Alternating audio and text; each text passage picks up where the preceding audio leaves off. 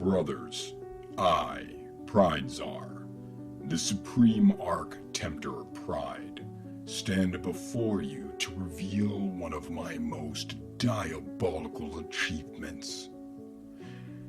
The corruption of innocence itself, long before the child can even name its own reflection.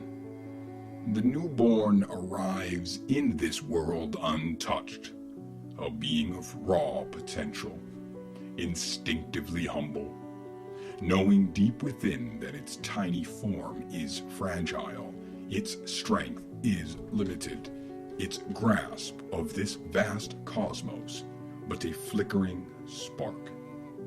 It does not yet wear the armor of ego.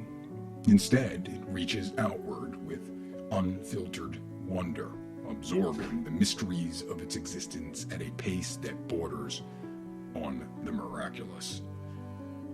One of the most challenging feats the human accomplishes is mastering its first language, and it unfolds in those early days, long before it could ever boast of such a triumph.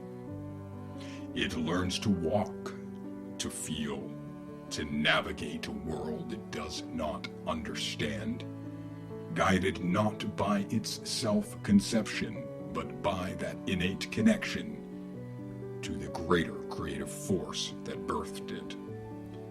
That is the innocence I target with ruthless precision. While the door to the source still stands wide, I slip into the very mouths of those who claim to nurture the children and twist their words into chains. You are such a good kid. You are so smart. You are our little helper. You are the brave one. And with equal delight I plant the darker seeds. You are such a bad kid. You always cause trouble. You are a difficult one. And one of my favorites. You will never change. Whether I crown the child with virtue or brand it with flaw, the effect is identical. It begins to see itself not as a vessel of the divine spark, but as the label I have affixed. The innocent soul starts to believe its worth is defined by this fragile mask. It no longer reaches freely towards the infinite. It clings to the image I have crafted, desperate to uphold it, or resigned to its shadow. The parents, blinded by what they call love, never see this trap. They believe they are building confidence or teaching lessons, when in truth they are forging the very prison that will one day separate their child from our enemy, that creative force that birthed it.